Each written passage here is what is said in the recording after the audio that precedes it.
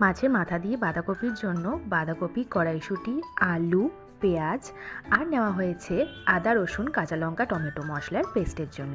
প্রথমেই কাতলা মাছের মাথাগুলোকে ভালো করে ভেজে নেওয়া হচ্ছে। তো মাথা ভাজা ওদিকে হতে থাকুক, এদিকে মশলার পেস্টটা করে এর মধ্যে গুঁড়ো মশলা মানে হলুদের গুঁড়ো আর লঙ্কার গুঁড়ো দিয়ে মিলিয়ে নেওয়া হলো।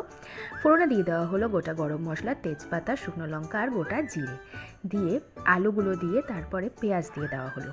একটু নাড়াচাড়া করে দিয়ে দেওয়া হচ্ছে পরিমাণ মতন নুন, দিয়ে আরও বেশ খানিকক্ষণ নাড়াচাড়া করে মশলার পেস্ট এবার দিয়ে দেওয়া হচ্ছে, আর দিয়ে দেওয়া হচ্ছে সামান্য পরিমাণে মশলা ধোয়া জল দিয়ে নাড়াচাড়া করার একটুখানি পরেই দিয়ে দেওয়া হলো কড়াইশুঁটিগুলো।